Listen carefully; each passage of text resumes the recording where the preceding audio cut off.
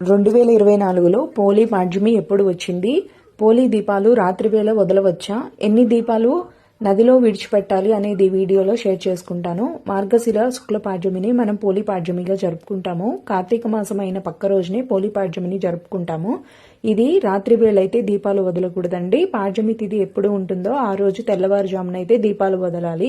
ఇప్పుడు పాడ్యమి తిథి ఎప్పుడు ప్రారంభమవుతుంది, ఎప్పుడు ముగుస్తుంది? పాడ్యమి గడియలు ఎప్పుడు ప్రారంభమవుతాయంటే డిసెంబర్ 1 ఆదివారం ఉదయం 11:03తో అయితే ప్రారంభమవుతుంది. ఎప్పుడు ముగుస్తుంది అంటే డిసెంబర్ 2 సోమవారం మధ్యాహ్నం 12కి అయితే ముగుస్తుంది. మనకు పాడ్యమి గడియలు సోమవారం డిసెంబర్ 2 తెల్లవారుజామున ఉంది కాబట్టి ఆ రోజునే మనం పోలీ పాడ్యమిని జరుపుకుంటాము. ఉదయం 6:14 లోపల పోలీ పాడ్యమి దీపాలు వెలిగించాలి. ఎన్ని వెలిగించాలి అంటే 33 దీపాలు వెలిగించాలి.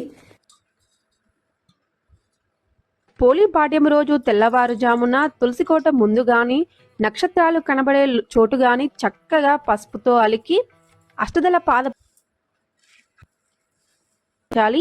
ఇలా ఒక బేషన్లో నీటిని తీసుకుని గంగా నదిగా భావించి పసుపు కుంకుమ బొట్లు పెట్టాలి.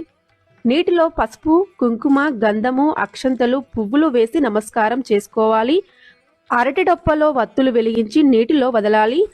అరటి డొప్ప దొరకకపోతే ఇలా కొబ్బరి చిప్పను తీసుకుని దానికి కూడా పసుపు కుంకుమ బొట్లు పెట్టి 33 వత్తుల దీపాన్ని పెట్టి ఏకహారతి గాని అగరవత్తి గాని వెలిగించి దీపానికి కూడా పసుపు, కుంకుమ, గంధము, పువ్వులు సమర్పించి నైవేద్యం సమర్పించి ఆరతి ఇచ్చి నీటిలో ఈ దీపాన్ని వదలాలి.